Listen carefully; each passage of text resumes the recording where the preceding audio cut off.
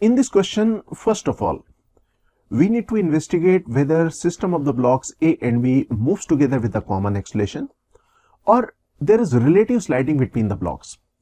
In case of the relative sliding, acceleration of the block A and B will be different. First, assume system moves together. For this, common acceleration should be equal to applied force F divided by total mass of the system ma plus mb. Capital F equal to 10 Newton.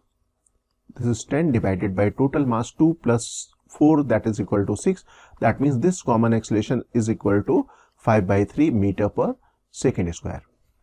Now let us draw the free body diagrams of the blocks. This is the block A. In block A, external applied force is capital F in the forward direction. Weight in the downward direction, this is mag. Normal reaction on A in the upward direction, and friction force which is responsible for opposing the relative sliding will act in the backward direction. Now let us consider block B. Friction force on block B will act in the forward direction, and this friction force on B will be responsible for motion of the block B. We can find the maximum possible value of the friction force, that is called the limiting friction.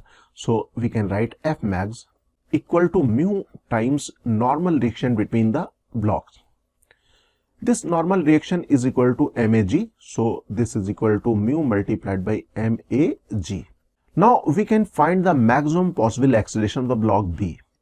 Maximum possible acceleration of the block B should be equal to applied force which is responsible for the motion of the block B, that is F max, divided by mass of the block B, that is mb.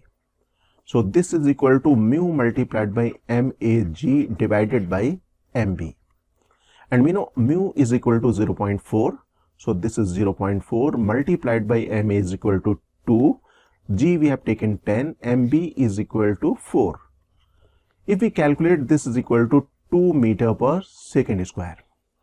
And we can observe this maximum possible acceleration of block B is greater than the assumed acceleration in the case system moves together A is equal to 5/3. That means we can write A is less than A max.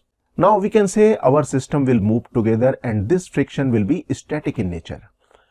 It means common acceleration of the system should be equal to 5/3 meter per second square. That means option 4 should be the correct option. That means both the blocks move together with the common acceleration 5/3 meter per second square.